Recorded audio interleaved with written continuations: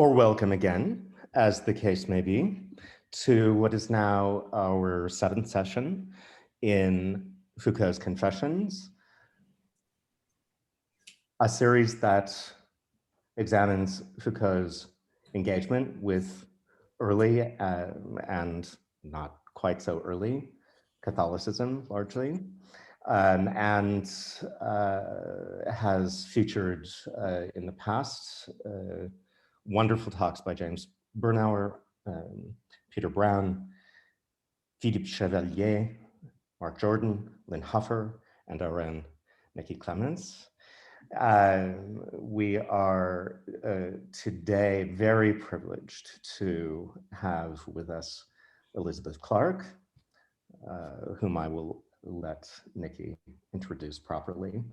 I will mention, as Nikki has appropriately done, that this series is sponsored by the Department of Religion at Rice, with significant support from our Humanities Research Center and the Rockwell Foundation. We're going to be looking forward after what will surely be a scintillating talk from Elizabeth today, talks in the next 2 weeks by Arianna Sforzini, Daniele Lorenzi, Martina Tazzioli, and Achille Mende. I will not interfere with our timing anymore, but simply note that Elizabeth Clark will be talking to us today on contextualizing Foucault's Augustine. And Nikki, the floor is yours. Thank you so much, Jim. And thank you to everyone who is tuning in today for the legendary Liz Clark, as well as for those who are watching the recording now or in the future. We have just an absolute delight today, because we not only get to hear directly from Professor Elizabeth Clark, we get to also expand the conversation around Foucault's Confessions of the Flesh, thinking not only with him in terms of how he's engaging these texts, but through a critique of Augustine within antiquity. We allow for these texts to speak back. And I think this is a really beautiful moment to think about the need for this dialectical disciplinarity where historical and theoretical thought are bound up. Elizabeth Clark, who is the John Kilgo Professor Emerita of Religion and Professor of History at Duke University, has done this work, and she's done this work for decades. The need to engage theoretical discourses and put them into conversation with historical texts has allowed her to not only shift the field of patristic studies, which of course very male-based, into early Christian studies, calling notable attention to the role of women, gender, sexuality, in ways that not only hone our own attention to these people, their experiences, the gaps in the texts, and the ways in which the social transformative forces of Christianity and asceticism impacted the lives of everyday people. The contributions of Liz Clark are so many that we will not list here directly, but I think it's worth noting the ways in which her own legacy at Duke University led to the Center for Late Asian Studies, which was renamed by the Board of Trustees at Duke University in 2018. I think it's a fitting tribute, if a modest one in comparison to the ways in which Liz has really changed the field through her mentorship, her scholarship, and her person. She's the author of many books spanning Aristotle through Clement, Jerome and Chrysostom, Women in the Early Church, Reading Renunciation, one of my favorites, and most recently, an exquisite work on Melania the Younger, which takes up an earlier work from 1984. On a personal note, I also want to thank Liz Clark for being here today and for being an exquisite mentor over the last 3 years. I couldn't do this work without you. So please, let's all welcome the estimable Liz Clark. Okay. Yes. Thank you for those kind words. Thanks to the organizers of this series, and I'm sorry we're not with you together here, but that's the way it is.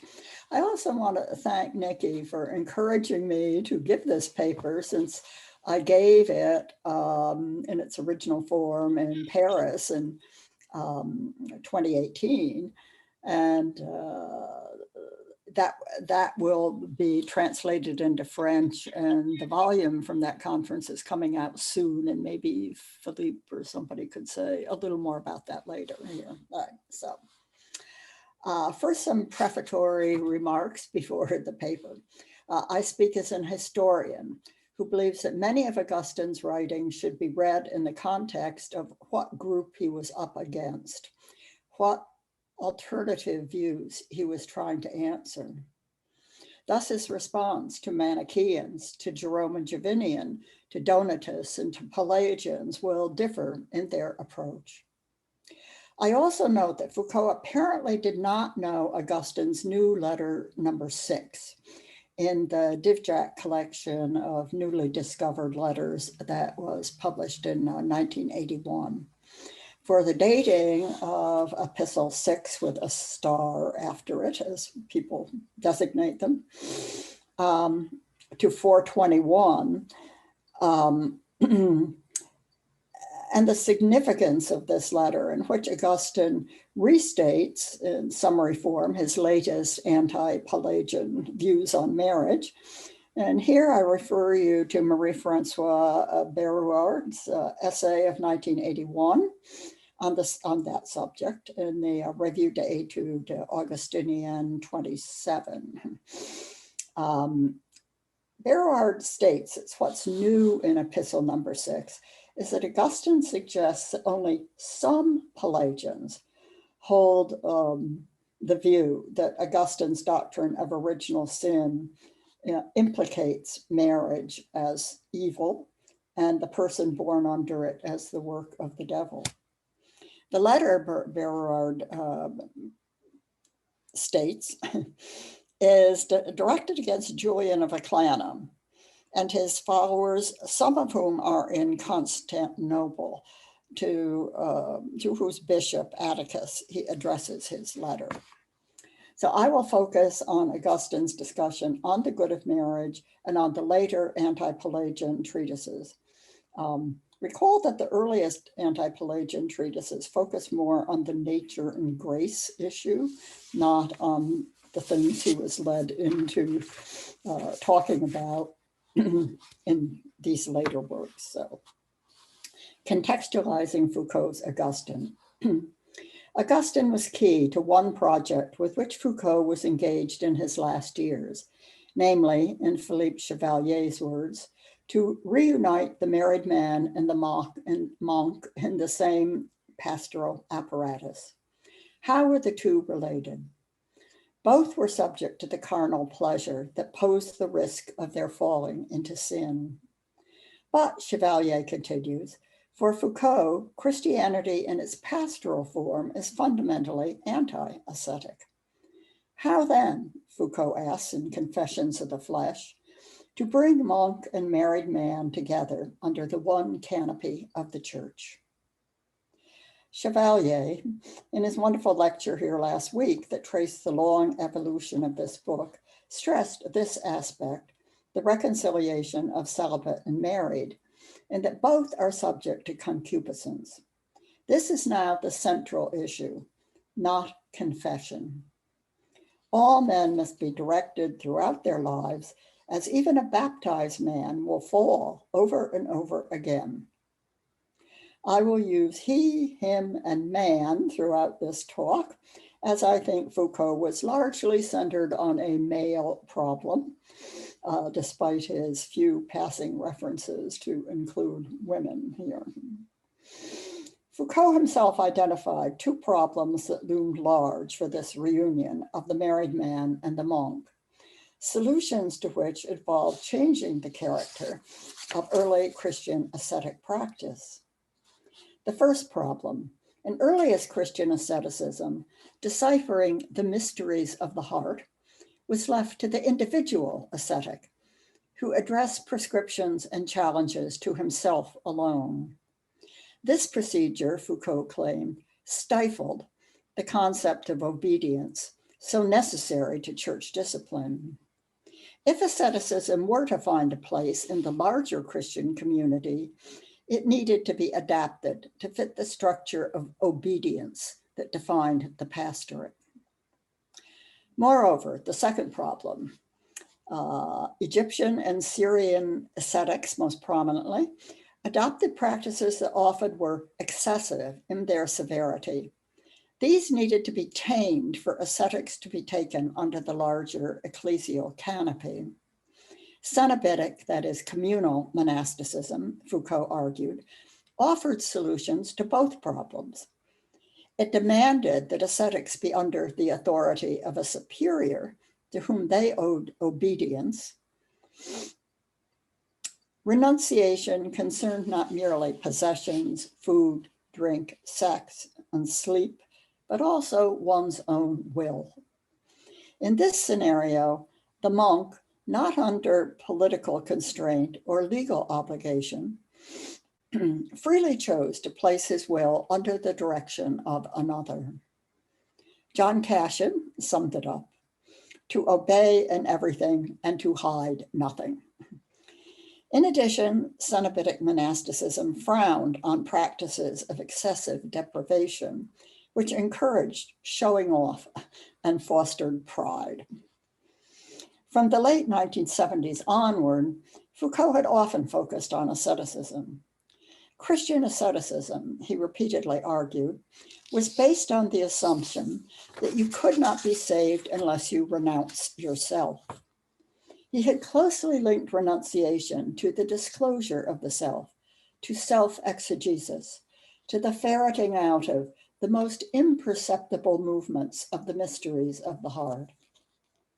In the 4th and 5th centuries, Foucault claimed, ascetic theorists such as Evagrius Ponticus and John Cashin focused the problem for Christian ascetics on thoughts, logismoi, not on sexual relations with others. These authors believed that with disciplined effort, ascetics eventually might not experience impure images or evil logismoi, even in dreams. With such teaching, Foucault noted, desire had been practically excluded from the ascetic scheme, yet it remained theoretically very important. Foucault's early interest in Christianity, in other words, had focused largely on asceticism, not on marriage. To be sure, he had argued in The Care of Self, the ancient Romans centered more attention on the husband-wife relationship than had the Greeks, whom he had covered in The Use of Pleasure. But Foucault had not, until his later years, much attended to marriage teaching within early Christianity, although he had, for example, commented on Clement of Alexandria's advice to the married in the Pedagogus. Thus, the importance of Augustine for Foucault's project. Augustine, he claimed, radically departed from the polarizing schemata of his predecessors and contemporaries, who organized their analyses around dichotomies of purity and impurity, virginity and marriage. For them, marriage was a degradation from the ideal of purity. Augustine's attempt to bring marriage and virginity under the one canopy of the church, Foucault posits, represented a significant new departure in Christian thought and practice. Augustine's discussion of marriage influenced most later Western Christian thought on the topic. Indeed, his schema on the goods of marriage remains the organizing principle for the anti-contraception papal encyclical of 1930, Casti Connubii, and undergirds its 1968 sequel, Humanae Vitae. Moreover, Augustine's contribution to the discussion of the techne of marriage, the rules that it observes, and the conduct it requires, within a few centuries, deeply influenced the development of the penitentials and the practice of confession, so central to the notion of the pastorate. This, I think, is the point that Foucault needed to get to in his elaboration of the West's history of sexuality, to show how a milder form of ascetic discipline could become part of the church's oversight of the laity. Here, Augustine was a bridge from ancient Christianity to the medieval church. These many rules of marriage frowned on excess sexual relation, that is, more than needed for procreation. Yet marital excess was considered pardonable in light of the good end, reproduction. Yet acts against nature, Augustine taught, as well as adultery and fornication, were deemed very serious sins, barely deserving of forgiveness, if even that. With Augustine, Foucault claimed, Western Christianity entered on a sexual morality focused on the juridical subject. Yet, I will argue, Foucault, in Confessions of the Flesh, overemphasizes the more positive aspects of Augustine's teaching on marriage and downplays the more negative, we might say, aspects. In preparing to write the Confessions of the Flesh, Foucault began to work carefully through Augustine's writings. And I might add, it is really amazing when you see the range of materials that he read over the years to write this book. Well brought out, I think, by Philippe in his talk last week. He was particularly concentrated on De Bono Coniugale, on the good of marriage, which he deemed a major step in the rehabilitation of marriage. Augustine here lauds the social nature of humanity, which starts from the unit of husband and wife, then extends to their children, and reaches beyond to the whole human community. Marriage is not to be sought as a good for its own sake, but for the sake of something else, namely friendship. Likewise for sexual intercourse. From it comes the propagation of the human race in which friendly association is a great good. I shall return to the question of whether Augustine, in praising a social view of humanity, endorsed a view of marital friendship. First, some contextualization. On the Good of Marriage and its companion piece on Holy Virginity were composed probably in 401.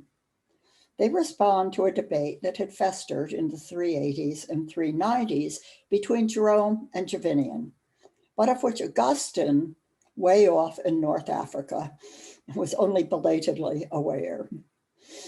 Jerome's violent promotion of asceticism was coupled with the denigration of marriage. He had famously declared that the only good of marriage, which he called vomit, was to produce virgins for the church. His opponent, Julian, himself a monk, had counter-argued that married persons were not inferior to ascetics, other virtues being equal, that the New Testament, as well as the Old, praised married individuals, that God had given human sexual organs to be used, and that Jesus had issued no commandment for virginity. In the early 390s, Jerome savagely responded in Against Julian, coarsely denigrating marriage and sexual relations therein. In On the Good of Marriage, Augustine hoped to strike a middle ground, to show that Christian virginity could be praised without denigrating marriage and sexual relations therein.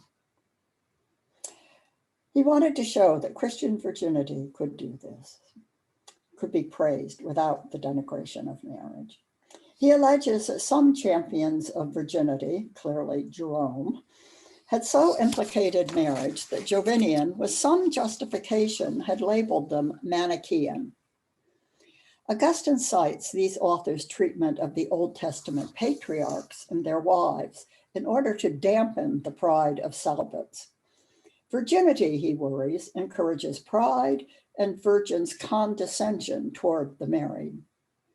He asks, Do unmarried men dare to boast that they are better than Abraham? Or unmarried women that they are better than Sarah? Here, Augustine's argument also stands as an anti-Manichaean jab. For Manichaeans mocked those patriarchs who, they said, had wallowed like rutting animals among their multiple wives and concubines. In his earliest anti-Manichaean works of the late 380s, Augustine had defended procreation as the central good of marriage. He had inverted the Manichaean ethic that was pro-contraceptive and anti-reproductive. Augustine's ethic, by contrast, was resolutely anti-contraceptive and pro-reproductive.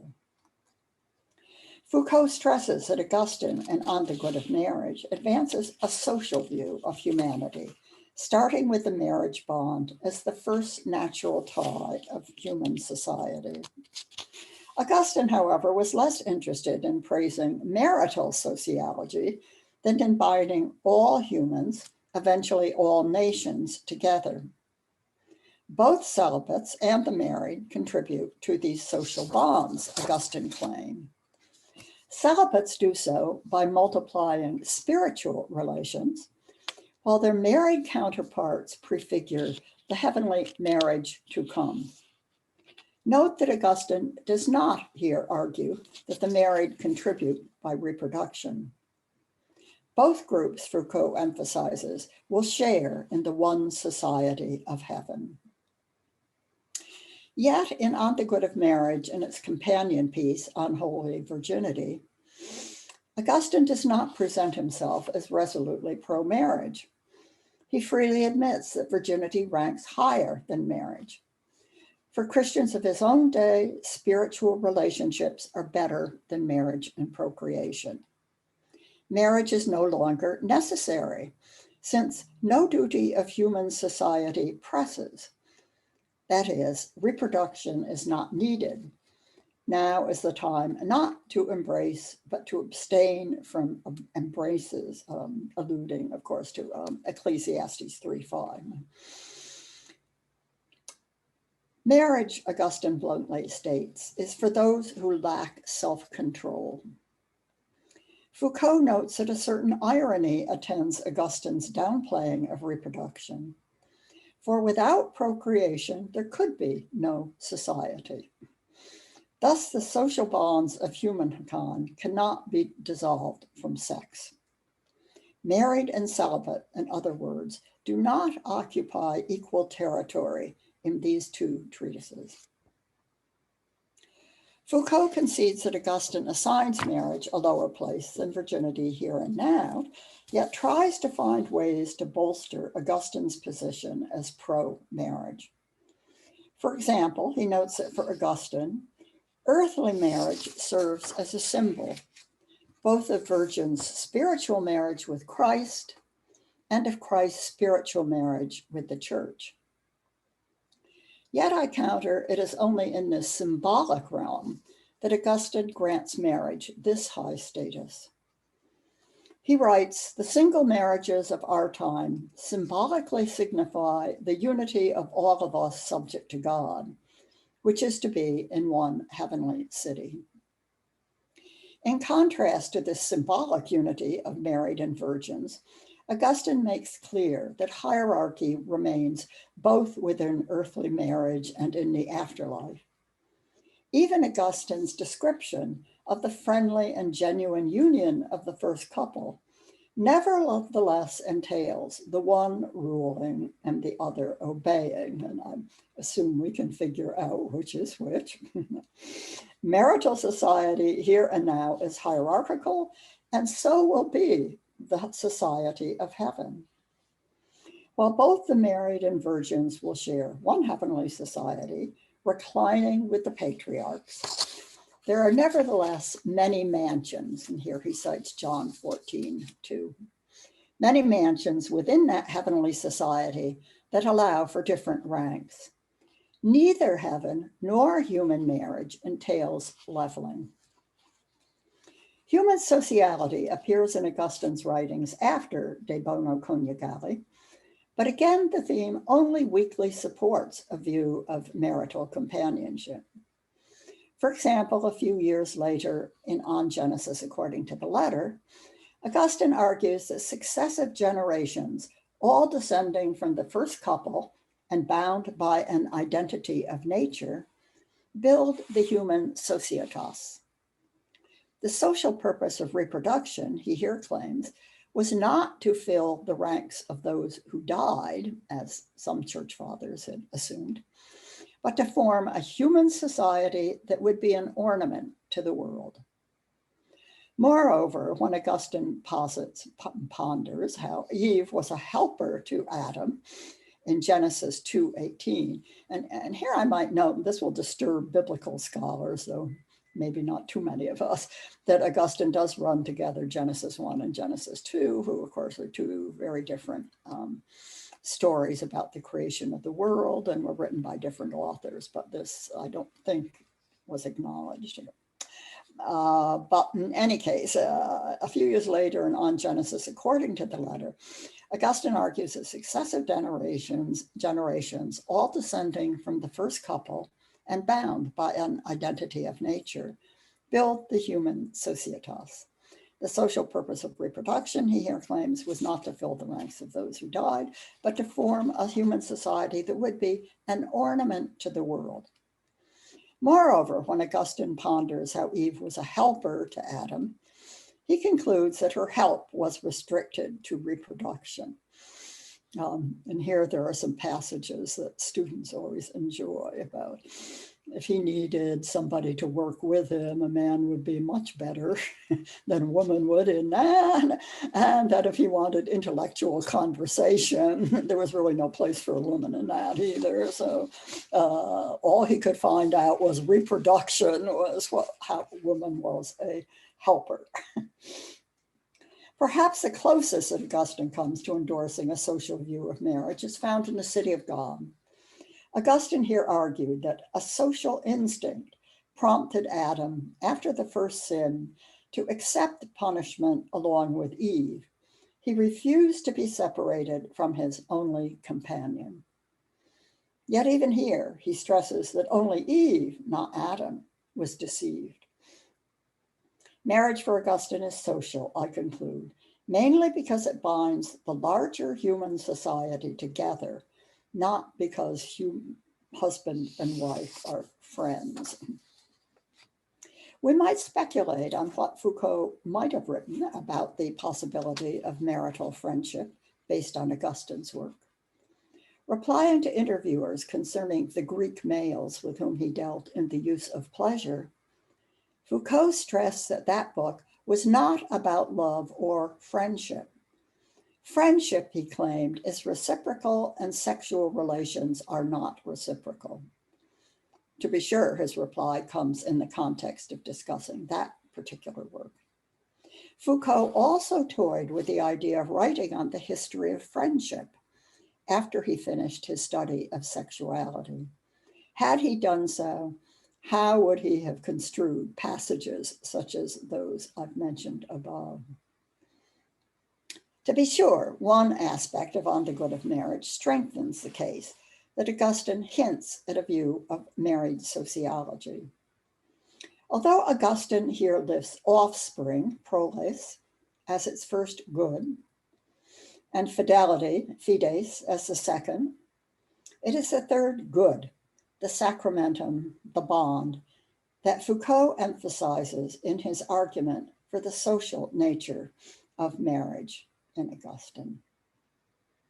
Augustine is vague to the meaning of sacramentum, and I noticed that English translator once or more than once puts a capital S on sacramentum, which I might object to here, as marriage was not a sacrament in the early 5th century, and in fact waged an uphill fight to be counted as such some centuries later. Why does Augustine need this third good? Surely to rule the option for divorce, but also to show that couples who have no children or who no longer engage in sexual relations are to be considered married. What prompts Augustine's thinking? Among other reasons, Augustine had earlier argued that Mary and Joseph were truly married, even though they never had sexual relations, never produced children together. Thus, it might seem that they did not fulfill goods 1 and 2 in Augustine's scheme. But Augustine insists that they were truly married.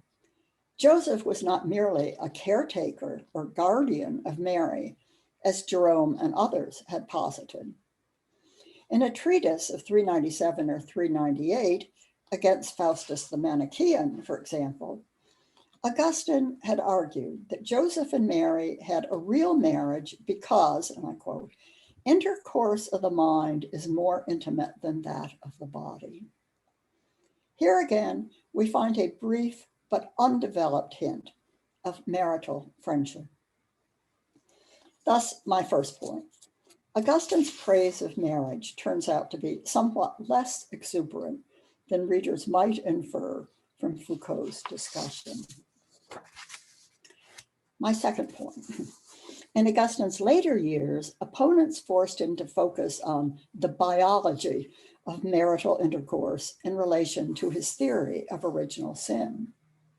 Augustine would have preferred to remain on the high ground of theology, but he was pushed to elaborate what we might call, in Foucaultian style, a biotheology.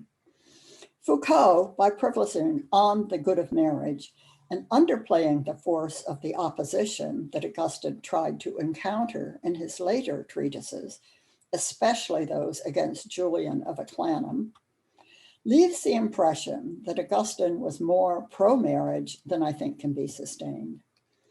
Rather, the demands of controversy pulled Augustine further away from elaborating a social view of marriage. Augustine's teaching on original sin entwined him in difficulties. When he wrote on the good of marriage, he had not yet developed a detailed doctrine of original sin. The darker side of Augustine's view of marriage emerges as he elaborates that doctrine.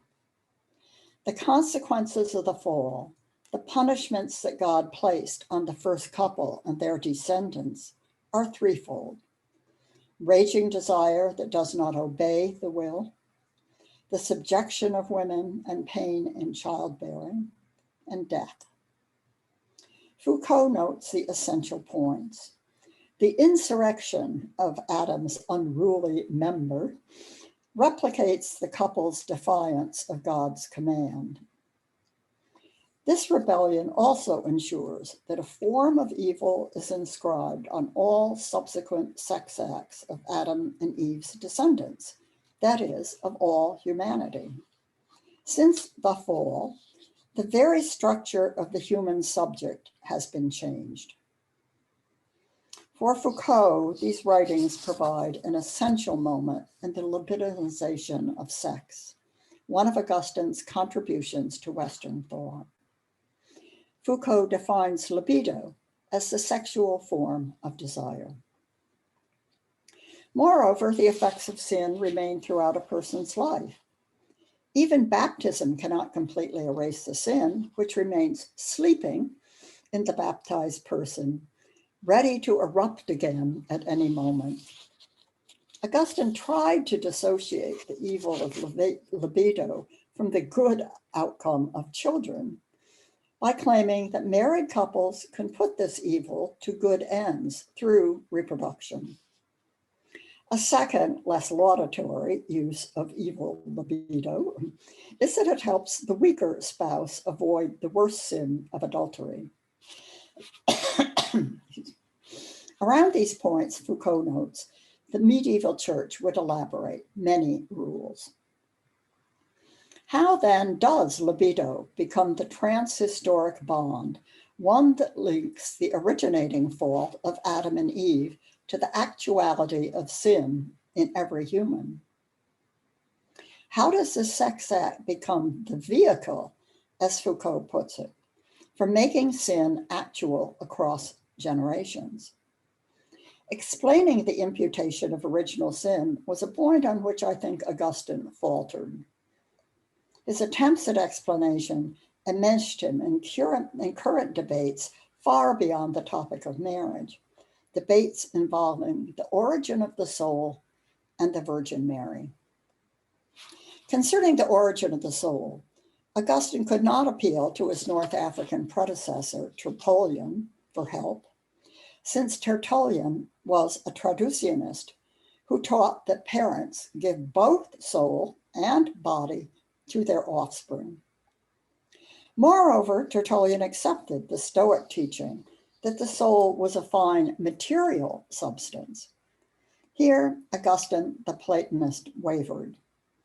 His view of the soul was decidedly immaterial, so Tertullian's notion that their parents' original sin was passed from their souls to those of their offspring in a physical way that did not suit Augustine's broader understanding of the composition of the human person. How then was sin transferred? On the other side of the debate, creationists face their own dilemma. If God created human souls and placed them in newly conceived fetuses, was not God liable for marking them with original sin? An unfortunate implication. Augustine could more consistently have theorized the transfer of original sin if he had been a traducianist. Then the soul that passed down from parents to children would have provided this vehicle for the sin's transfer. God would not be implicated. Julian of Eclanum, Augustine's prime opponent in his later years, did not hesitate to call Augustine's theory of original sin a throwback to the Manichaean depreciation of the material world and childbearing, an affront to the notion of a just and loving God. Augustine and Julian were arguing from different grounds. Julian charged that Augustine's theory of original sin rested on dubious biological substructure. He pushed Augustine to make explicit the biology of the Traduc Peccati. For here he could show that Augustine's theory was unscientific, ridiculous, and deeply Manichaean. It implied that human sinfulness was predetermined and innate. Manichaeanism, after all, was heresy, and by the late 4th century, heresy was a criminal offense. The young Augustine, his contemporaries well knew, had been a Manichaean for probably 11 years in James O'Donnell's calculation. Perhaps, his opponents suggested, Manichaean teaching had stuck to him even after he became a baptized Catholic. In response, Augustine was put on the defensive, arguing that his theory of original sin did not denigrate marital intercourse and childbearing as Julian charged. Julian forced Augustine to dive into science rather than rest his case on exclusively theological grounds. Following medical theory of his day, Julian believed that the seed was formed through sexual desire, through what he called the vital fire. For Julian, what Augustine calls concupiscence is simply one of the original senses that God gave to humans at creation. Augustine, responding, turned to agricultural and horticultural images about seed. Augustine agreed with Julian that God makes all humans from seed, but unlike Julian, he believed that the seed is already vitiated and condemned through Adam's sin. Seed, Augustine argued, was in essence good, but alluding to the parable of the tares, the devil had sowed the tares of evil in it. This explanation, however, makes problematic a defense of God's omnipotence and justice, and Julian seized upon it. It is blasphemous, he argued, to think that the omnipotent God would make the fetus of a baptized woman come under the power of the devil. If Augustine believes that the sin's mixture with seeds makes this conceptus guilty, he must be a traducian, and Traducians are to be equated with Manichaeans. Taking a cue from Aristotle's discussion of accidents in hearing in subjects, Julian further argues that sin, since it was not part of human essence at creation, is an accidental property, and accidental properties cannot wander off from their proper subjects, in this case, from Adam to others. Human nature, Julian asserts, cannot be changed forever by one man's act of will. But this, of course, is exactly what Augustine does claim, as Foucault noted. Julian mocked Augustine as physicus iste novus, that newfangled scientist. Moreover, there's a second problem concerning the transfer of original sin: how the Virgin Mary, born like all others from sinful parents, escaped passing that sin to her son, Jesus. The Vatican addressed this issue with the 1851 dogma of the Immaculate Conception of Mary.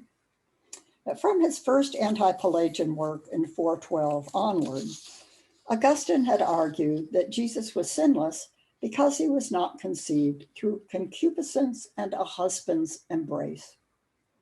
But Julian asks, why did not the Virgin Mary have concupiscence from her own birth that she then transferred to Jesus? Does Augustine, by connecting original sin with the male seed, imagine that its transfer is a peculiarly male problem? Indeed, Augustine did suggest this. He cites Paul's words in Romans 5:12, through one man that sin entered the world. And he cites these with approval.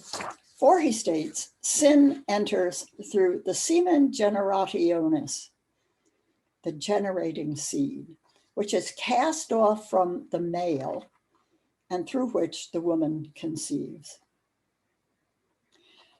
Throughout his lengthy literary debate with Julian, Augustine conceded only one point, which comes out prominently in the new Deep Jack letter number 6, to which I alluded before, that there might have been libido in a sinless Eden, although one controlled by the will. Augustine distinguished the concupiscentia nuptiarum, the concupiscence of marriage, which would have been present, even in Eden, from the concupiscentia carnis, of the flesh, which would not. Augustine cites Augustine's imagined scenario in On the City of God 14, famous passage, that Adam and Eve might have had sinless sexual relations in the Garden of Eden if only they had not fallen so quickly. His notion, Augustine's notion of the soul's origin and the transfer of original sin, however, remained problematic. Although Augustine, for the most part, won the day in the history of theology, it is not so clear to me that he won the debate with Julian. For these reasons, I suspect that Foucault's instincts were correct when, in the Confessions of the Flesh, he separated the first section of his discussion on Augustine pertaining to the social nature of marriage from the second part on the fall and the libidinization of sex. This second aspect, Augustine's opponents claim, cast a pall on marriage. Augustine would spend his last years trying to refute their arguments, perhaps not always so successfully. Thank you.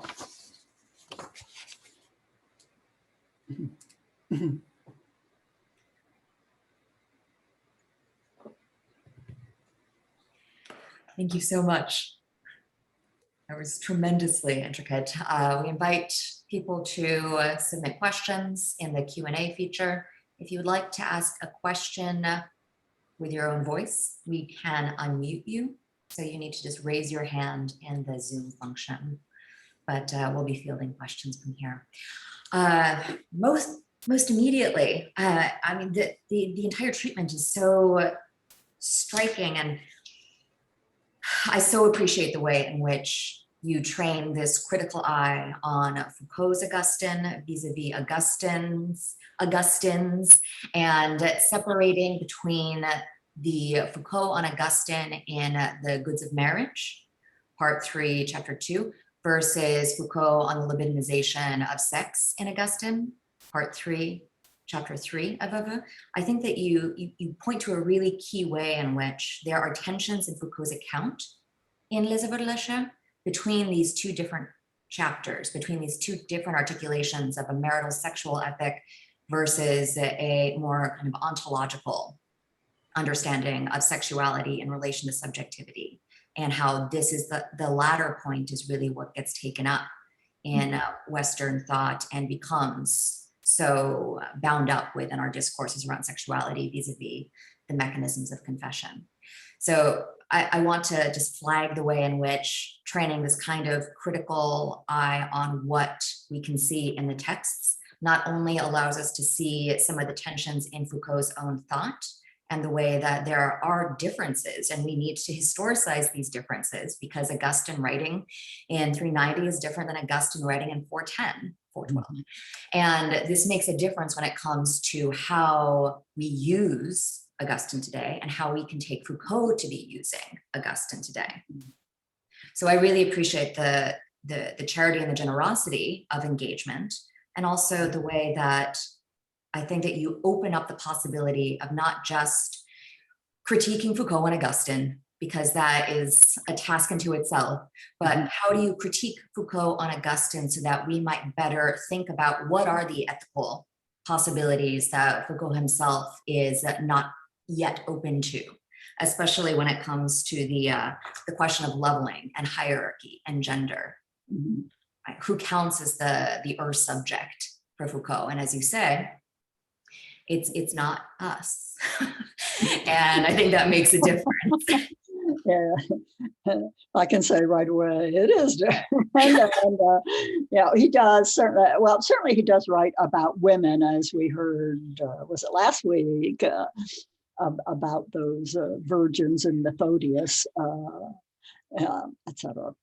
But still, you know, he does go on and on about this and you know, Adam's unruly member and what that meant and so on, etc. But the burdens of this, of his view against contraception, and most certainly against abortion, so prominent in discussion today, leaves women as the you might say the party that really bears the burden of this.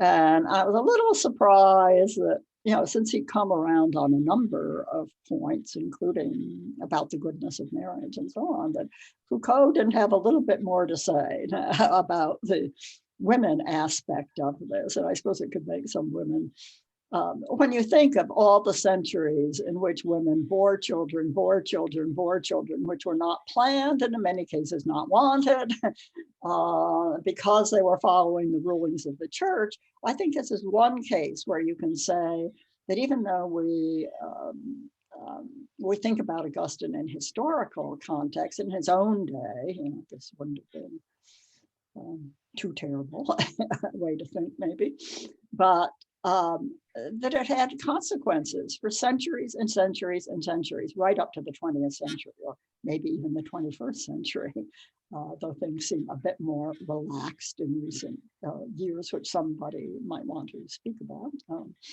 Yeah, but I think he did rather overlook that and that point. And as I said, he, yeah, in his book about the Romans, he certainly does give the marriage relationship and the wife some greater prominence. And certainly in The City of God, book 14, which is very nice, although when we get to that passage about some people can wiggle their ears by will and some people can, the students usually burst out laughing, thinking this is not a very good analogy of how the will could control that unruly male organ. Here I also think about, and I'm the only one anyone may be old enough here to remember, it was some years ago, and I think the American Academy of Religion, that Mary Daly shocked the audience by giving a paper entitled Augustine's Penis. We do not find that word often here. We have unruly members and so forth that rebel against God and so on, but the blunt kind of fact of what we call it. Yeah.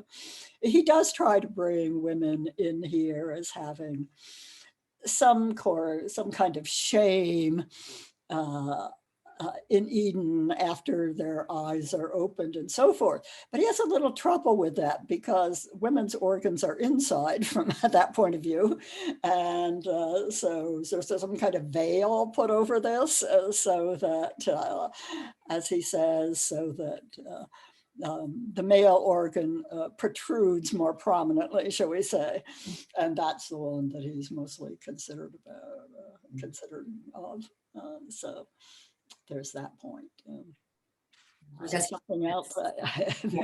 It's the better metonym for the rising up as well as the generations to come.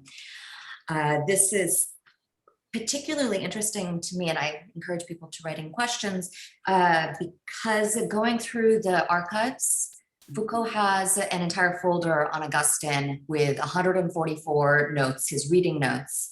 And so many of his notes are from Sage, Berard, in the Revue Études Augustiniennes.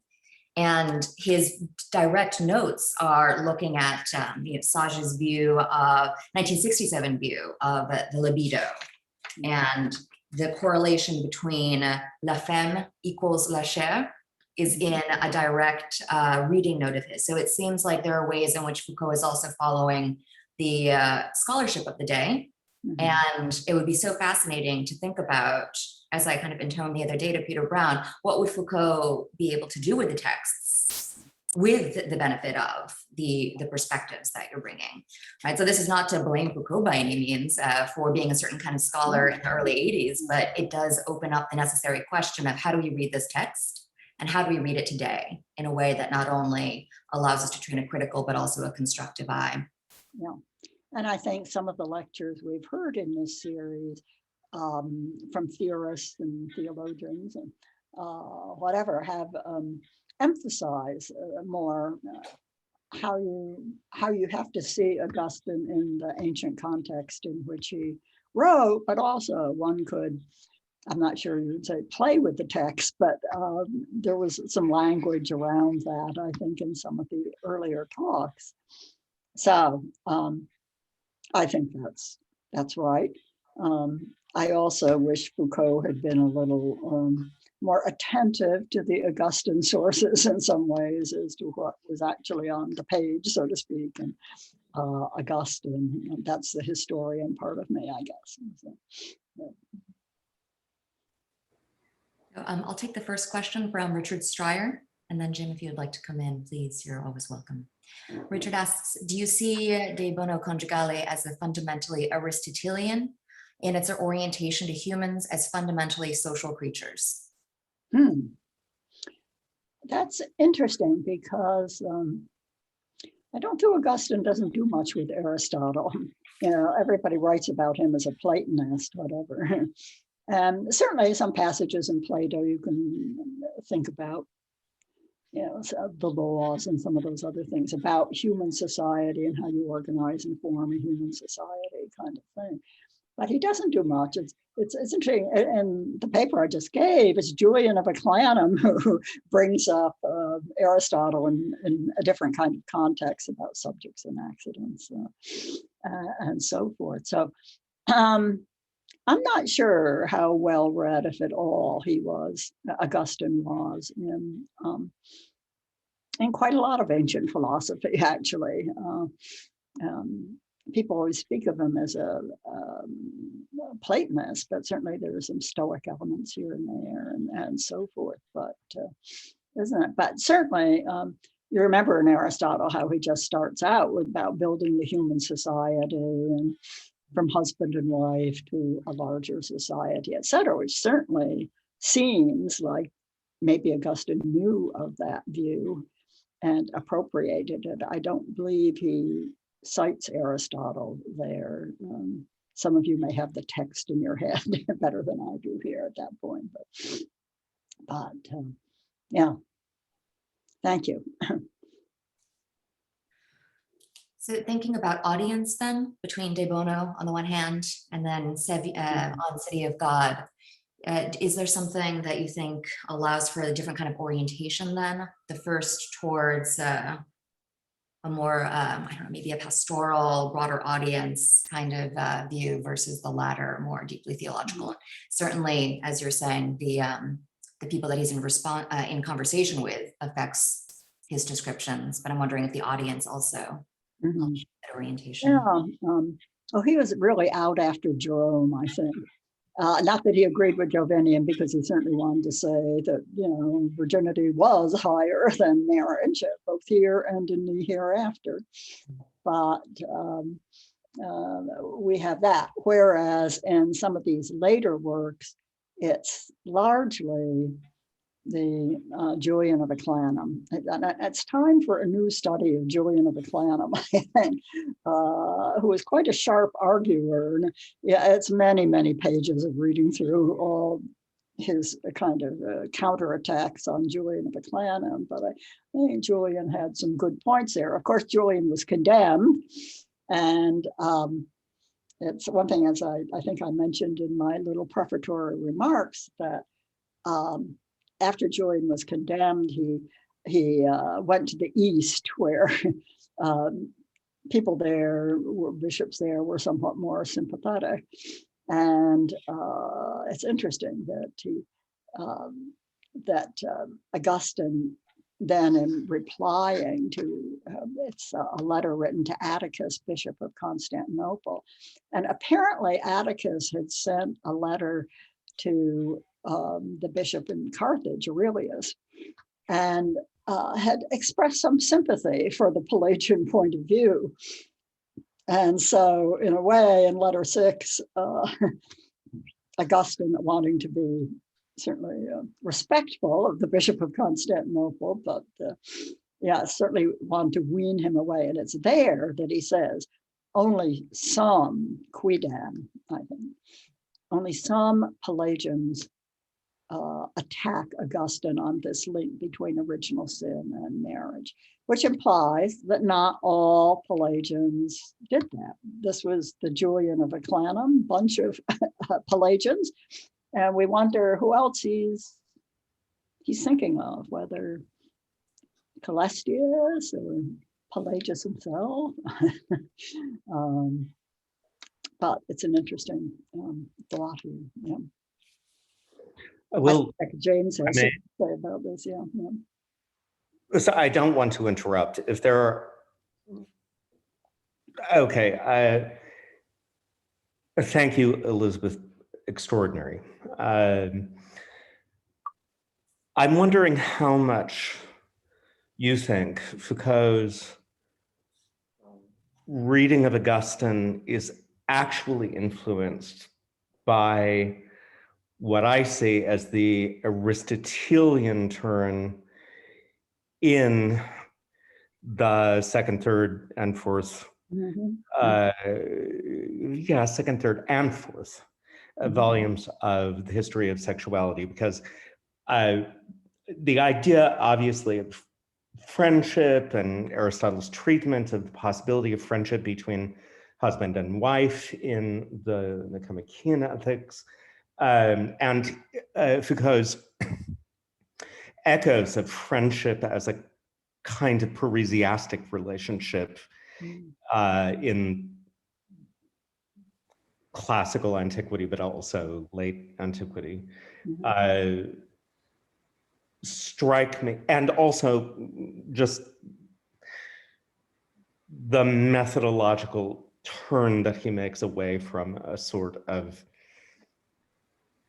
vaguely Nietzschean toward a more Aristotelian approach to the ethical in the second volume of History of Sexuality, all bring me to ask you, in the tradition I have established of asking questions that are much too large and so on, in this series, what you, as an obvious expert, would make of the notion that Foucault's reading of Augustine is too Aristotelian.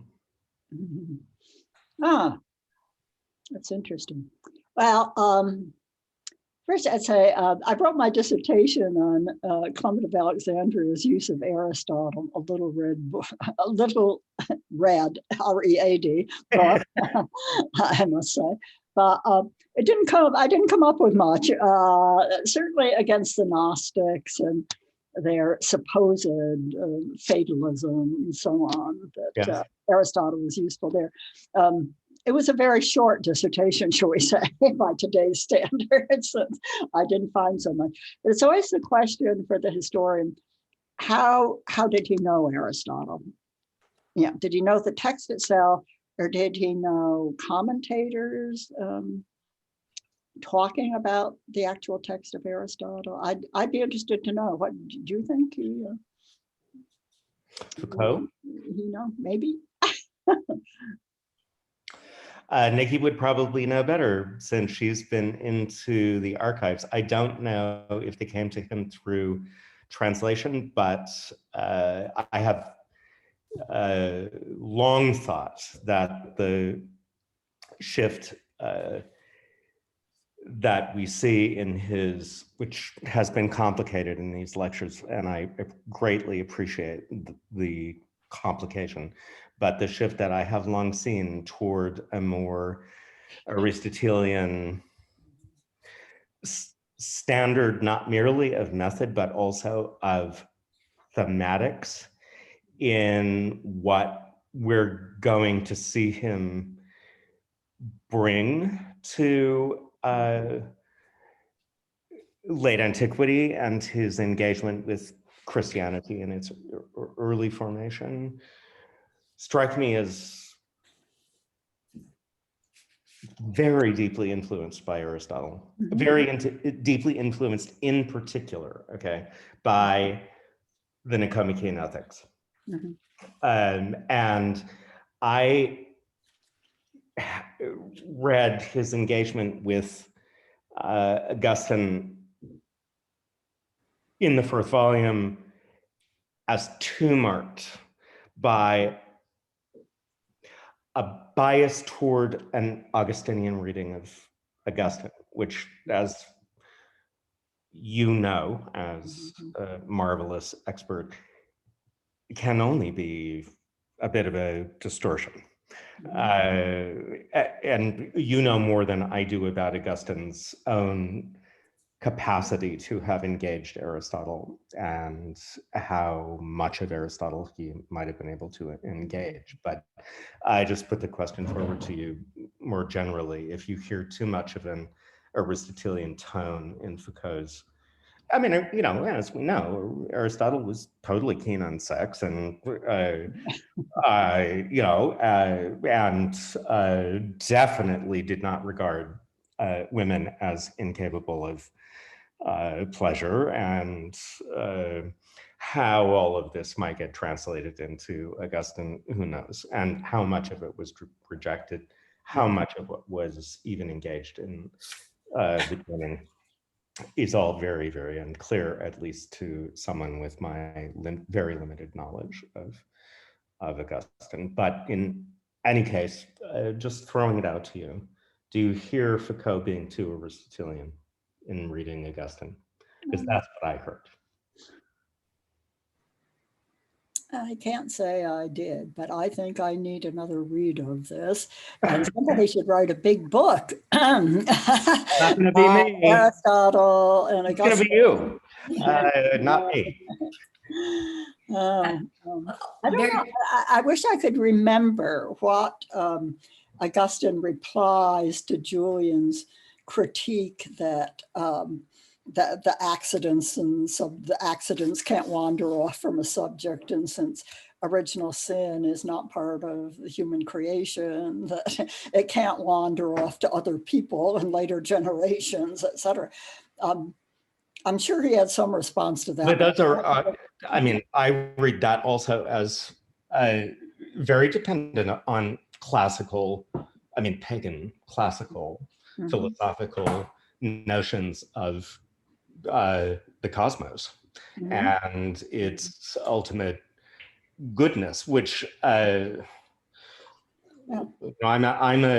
know Greeks, I don't know Romans, and I know the Orthodox Church much better than I know the Catholic Church, and those early sorts of pronouncements, debates with Augustine led, and the capacity in the church fathers of orthodoxy to appropriate, for a variety of sociologically interesting reasons, the theologians of the ancient period who, in fact, at least in their arguments, were able to synthesize the pagan precedents of Christianity with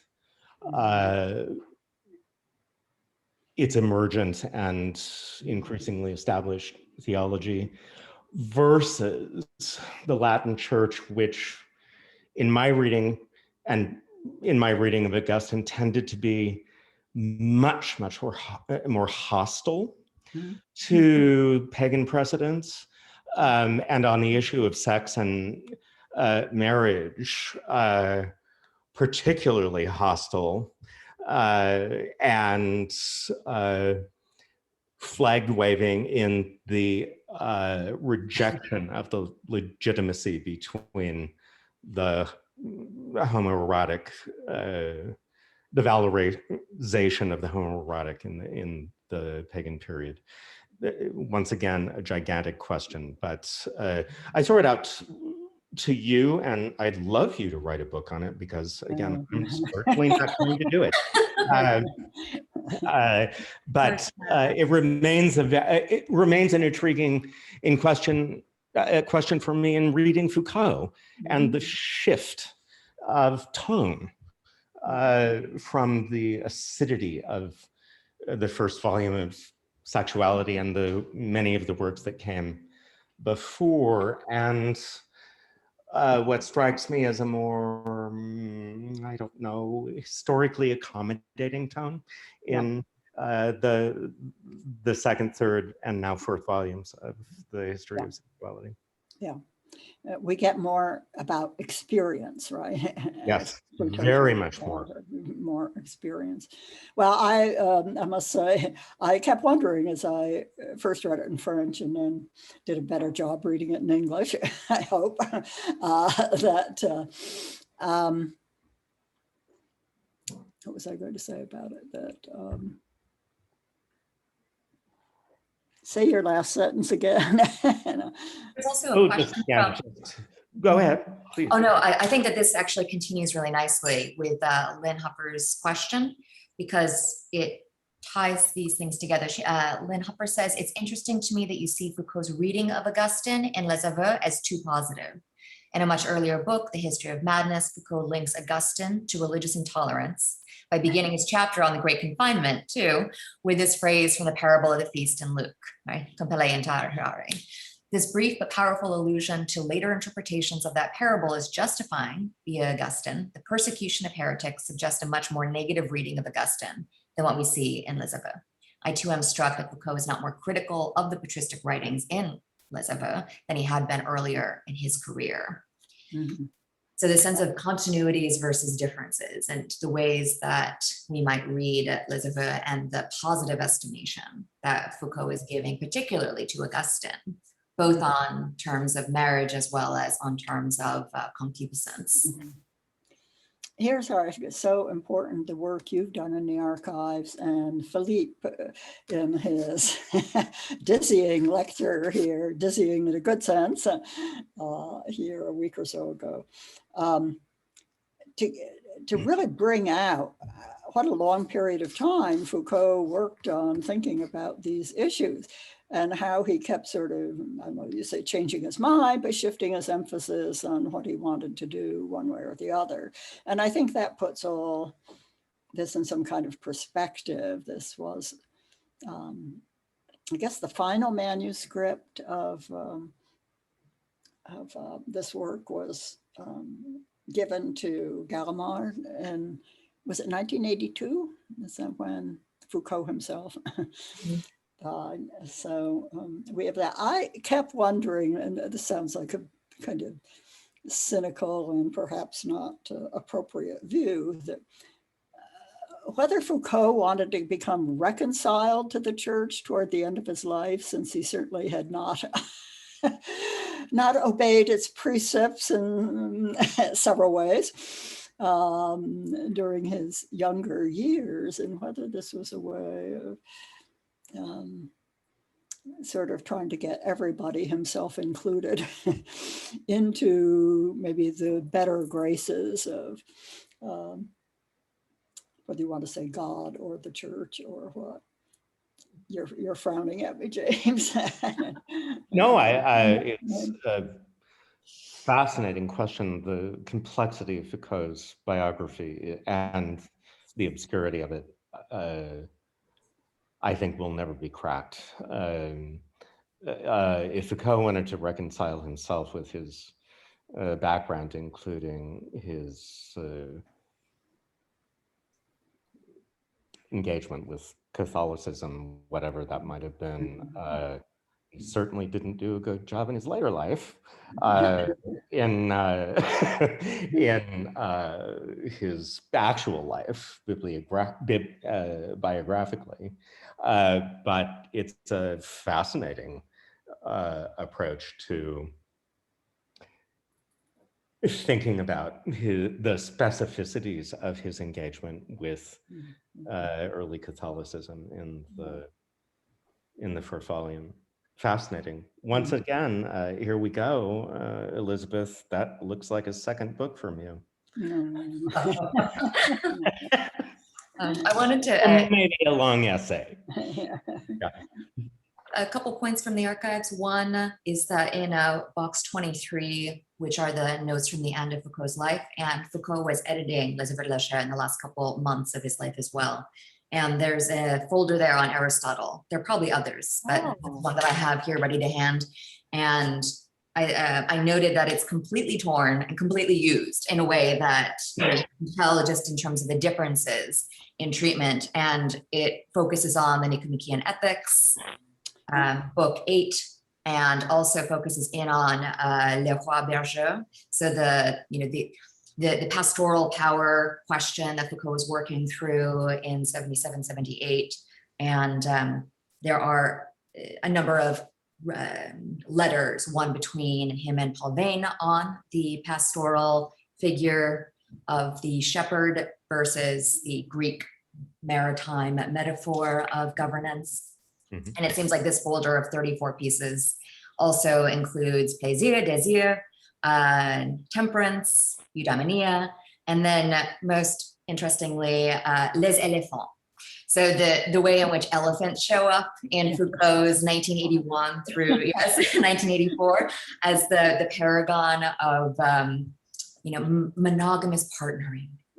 And perhaps amongst the animal kingdom, there's more parity between male and female than in the human, for Augustine's sake.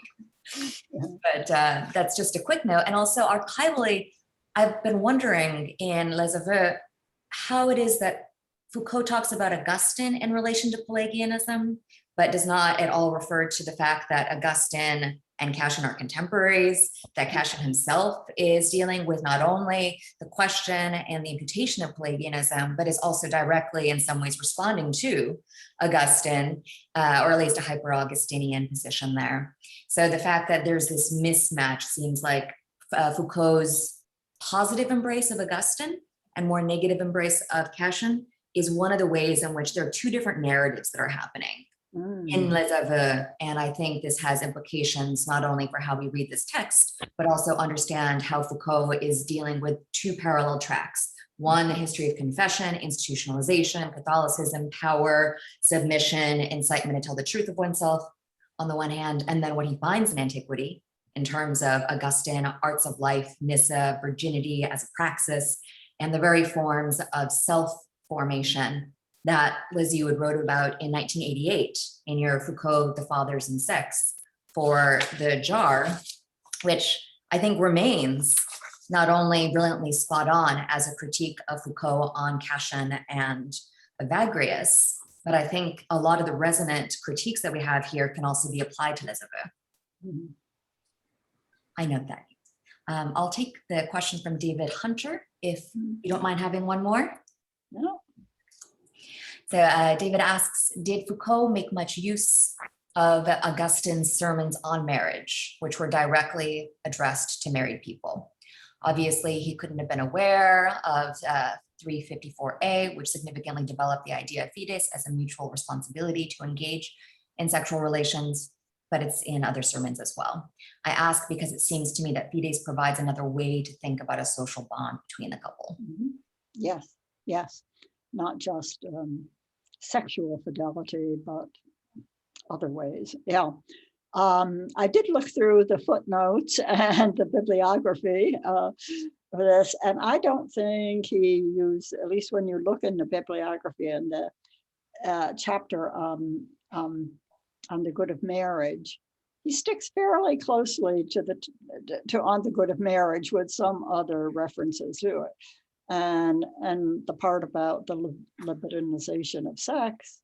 He sticks largely to the anti-Pelagian material with some material in it. So I don't think he, well, David, you know better than almost anyone, how long it takes to read almost all of Augustine. Yeah, it could take years and years and years to get through that absolutely enormous corpus, which has not all been translated into English even yet, I think, though various series are working on it. So I don't think he knew some of those sermons on marriage, yeah. But after all, when you look through the 4 volumes and see what his reading was, I am stunned, I really am, by why. I can't help this. They're fixing the apartment upstairs, and why they have to do it now, I don't know, but they do.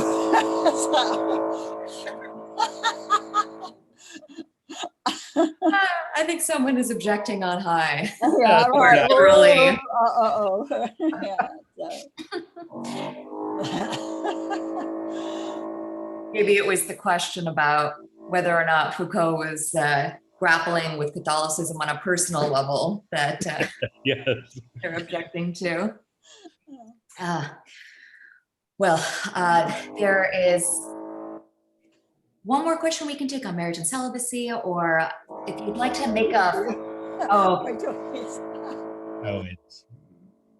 I think it's impossible.